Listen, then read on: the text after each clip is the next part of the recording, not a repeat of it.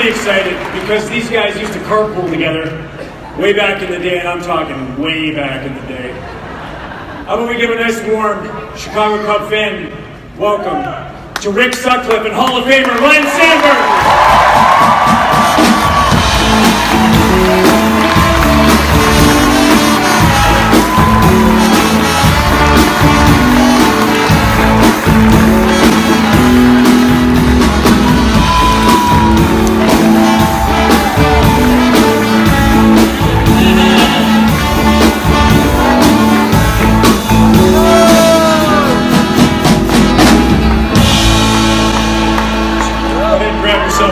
Champagne, Rick.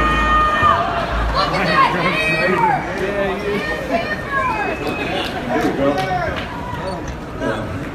Can I get one, Rick?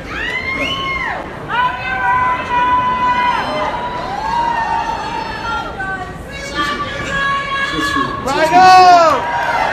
Wow. That wasn't Ryne. That was Rhino. Yes. We love you, son! Well, yeah. That's the guy you gave the group to. Yeah, absolutely. Yeah, he's begging for another one. It's great to see you guys. Welcome to my world. I know, right? You know, first thing I want to do is wish the Cub fans a happy 37th anniversary. Right here. You know what happened 37 years ago this month? No. The Cubs acquired Larry Boa. Really? Yeah. For who? It was a huge, Ivan Jesus. Yes. It was a huge deal. I mean, he made all the difference in the world. In yes. Without Larry Boa, I don't know what we would have done. Yeah, Larry Boa. Rhino, what were you doing when that trade went on? I was in the trade. Oh, you were in the trade. How do you put up with this all the time? Wait, he doesn't have a. Wait, Ryan, I can't see it. Son, can you get back a little bit? I gotta scoot up a little bit here. You know what I mean? Hey, Dempster, how you doing? I drove him to the ballpark for 7 straight years. That's why he puts up with it. Yeah. You know, everybody, I mean, how many people here would like to ride to the ballpark, back and forth to Wrigley for 7 straight years with this guy? How many people? I would. Can I tell you what it was like? What was it like? And I'm being honest with you. There was one day, you know, this is the Ryne Sandberg that talks now. Yeah. Yes. You remember the other guy? He's pretty quiet. The other guy wouldn't say anything? Yeah. So one day we used to call him the sheriff because he didn't talk. It was always like he had that look, you know. One day I get in the car and I tell my family, I go, I don't care what happened. I'm not talking to him till he says something to me first. We get in the car, right? Country music on. I hear a song and I see all of a sudden Ryan's foot start tapping like he really liked it or whatever. I change the station. We get all the way to Wrigley. We come all the way back home after the game. Oh, no, not after the game. It was to the game I was quiet. After the game, it was like a little different story. Well, a lot of times you fell asleep because you played every day. That's why I didn't talk going to the ballpark. I was getting prepared for the game. Sut pitched once a week. I mean, he was happy-go-lucky for 6 days, and he pitched. The day that he pitched, he didn't talk to anybody the whole day in the locker room. It didn't matter. He was walking around, and hey, Sut, I mean, you couldn't get anything out of him the day he pitched. Now he sits for 5 days, and now he's lighting guys on fire, and he's playing all the practical jokes. Oh, you're going there? You're going there?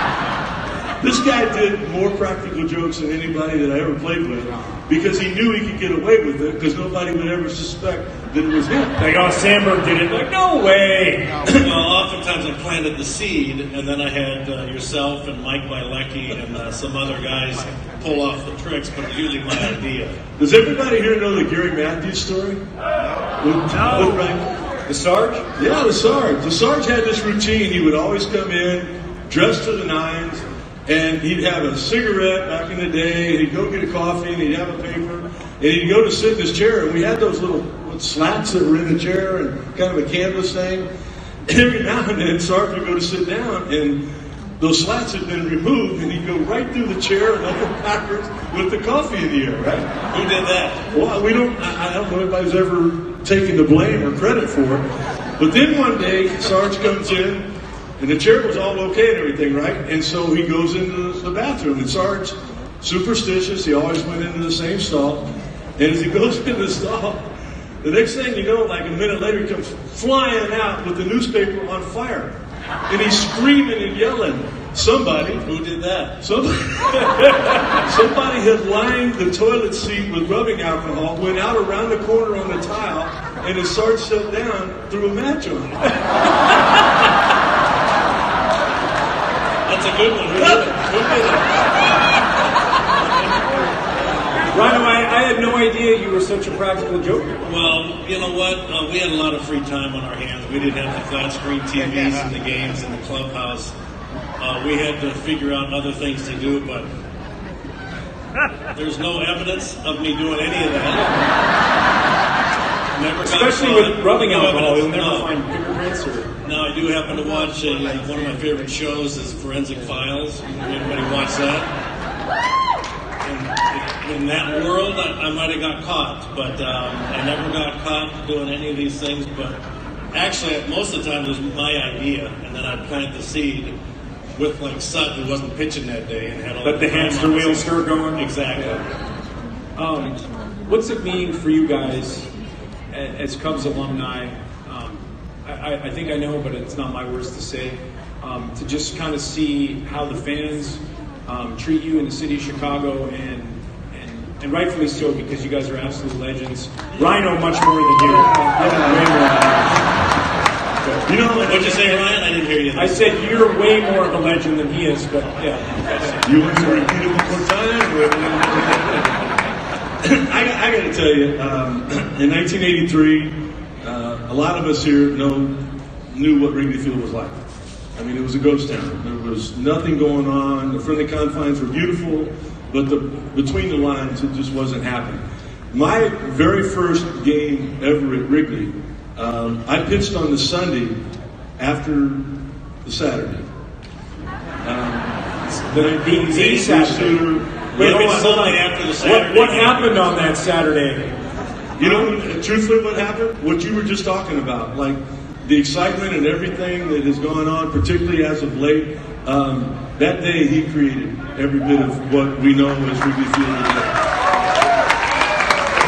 That was one of probably the most magical moments in any professional baseball game out of an individual for his team. Like, he didn't hit those home runs and lost.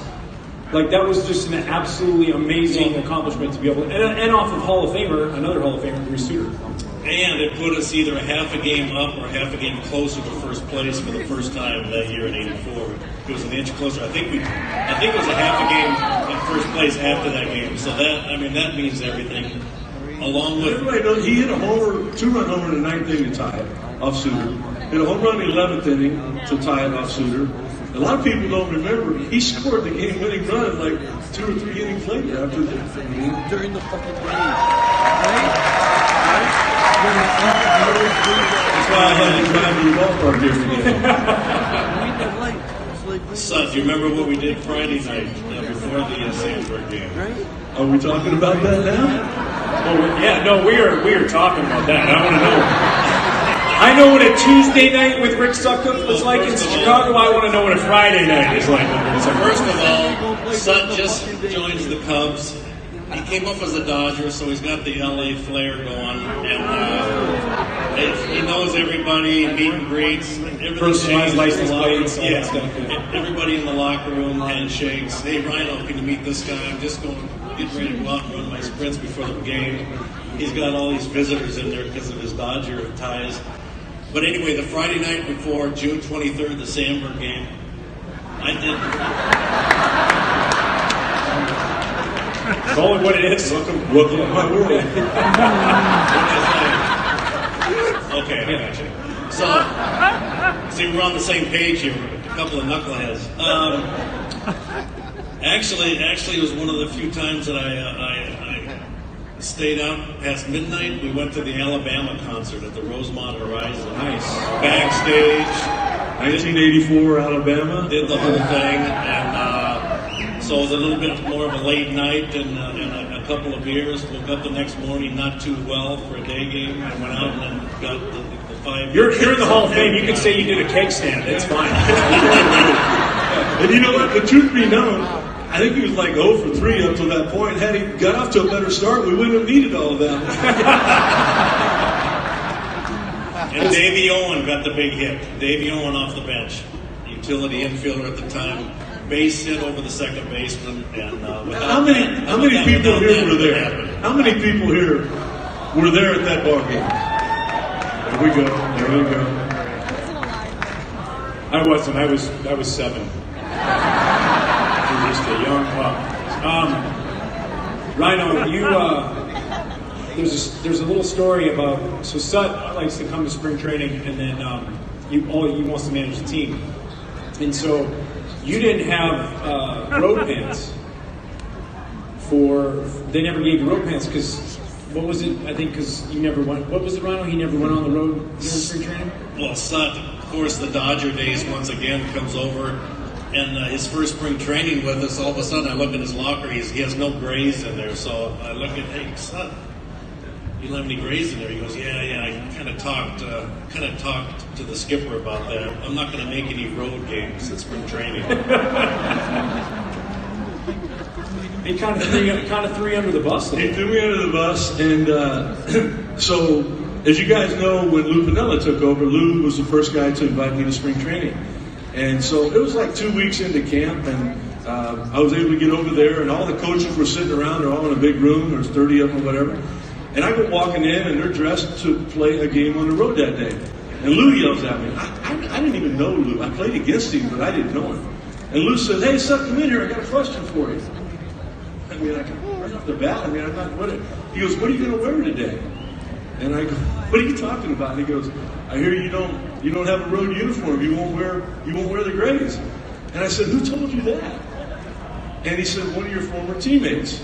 And I looked over, and there was Jody Davis, and I went, no, Heineketcher wouldn't have said that. There's Bobby Denier, hometown, Kansas City. He wouldn't have said that.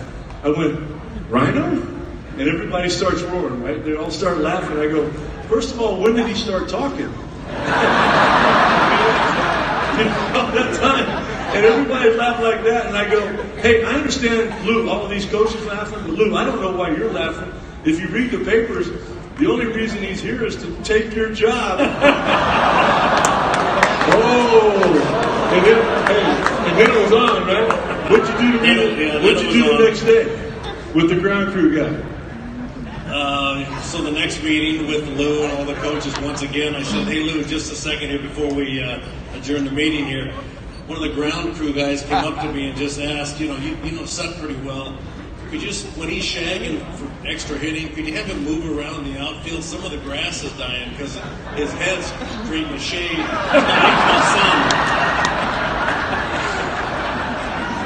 And literally, is this a big head? Hey, I haven't had my head restored. Hey,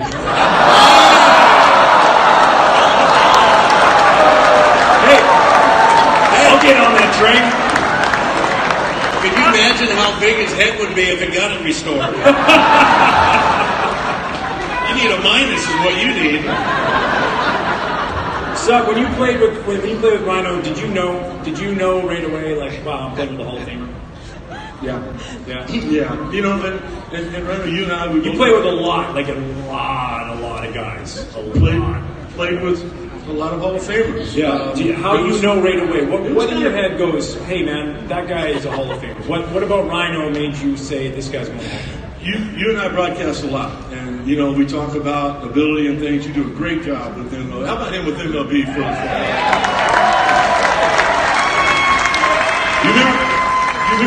You remember that show? Where were we at? We did that show, and I called you. And when your hair started.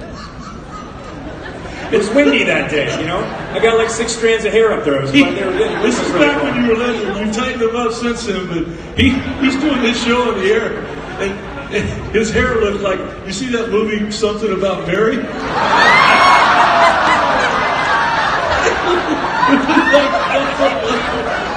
I think my return text was always appreciate the constructive criticism. Love you too. But you know what? The reason you know, and you and I talked about a lot on the air, is I've always said, we've always agreed, the best ability is availability. Yeah, he hit 40 home runs a year. He stole 50 bases. He was 100 runs and 100 RBIs, you know, in the same year several times. But the best ability is availability. I think it was like 10, 12 years or something like that. He played over 150 games. That's when you know. That's when you know. Yeah, he played at a high level, but to do it for that length of time, that's why Cooperstown. Now, you know, and speaking of Cooperstown, there's more things of mine in Cooperstown than there is of his. Really. There's a baseball there that's autographed by Carl Yastrzemski and me. There's a baseball there autographed by Willie McCovey and me. There's several baseballs there autographed by Ken Griffey Jr. and Sr. from me. Because you guys are they team balls? Because you guys played together? Is that why? I gave up Carl Yastrzemski's last home run. Oh. Willie McCovey's last RBI. And I'm the only pitcher in baseball history that gave up multiple home runs to Ken Griffey Jr. and Sr. So with that being said, Ryne, when did you know that Sutcliffe was not a Hall of Famer? Probably when I visited Cooperstown and saw all those balls in there, all the runs he gave up. You know, you told me when we got out of here, you go, hey, I'd like for you to say a few nice things about Ryne, you know, if you would, whatever. The first time we've ever done anything like this, and Ryne, I thought of something my grandpa told me long ago when he said that if you don't have anything nice to say about someone, then just don't say anything at all.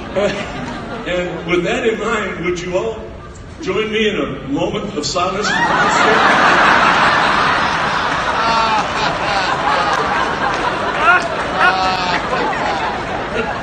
It is absolutely. He's told that one at a few banquets. Yeah, you know what? The last time I was on your show, we were the closing act. Yes. Yeah, the first year. I was a little worried though, because you said the longer you make me wait, the more consumption that happens. Yeah. Well, I told the Harry Carey manicure story. Is that the reason that I haven't been invited back? I mean, yes, absolutely. I mean, there's not everybody was here for that. What happened on that again? No. No? No, we high-five all those young kids around here. Oh, it's 2019. They've seen it all. All right, you want it? Yeah, absolutely. All right, if you've got is this a child under you 10, and hold Ryne his ears, okay? There's no whatever. Yeah. You know, back in the day, you guys have seen the pictures. Harry was always complaining my hair was too long. So we were in Cincinnati one day, and he said, come on, I want to help you. We're going to get a haircut. So I got up and got my haircut. Harry's getting his haircut. And the guy looked at him, and the guy said, excuse me, Mr. Carey, but your fly is open. And Harry looked down, and sure enough, you know, Harry was getting older or whatever. He zips it up. He gets down. We're getting ready to leave. He goes, hold on, I gotta get these shoes shined. Hops up in the chair. Guy shining his shoes. Said, hey, Harry, your fly is open. Harry says, again? And all of a sudden, he zips it up. Anyway, we're walking back to the hotel. We get to the hotel, and Harry looks into the window, and he sees this really cute manicurist in there. And Harry says, you know, I've never had one, but I think I'll go see what it's like. Harry sits down, and the lady's looking at his hand. She said, sir, you sure have a lot of dead skin there. Harry said, is that damn thing open again?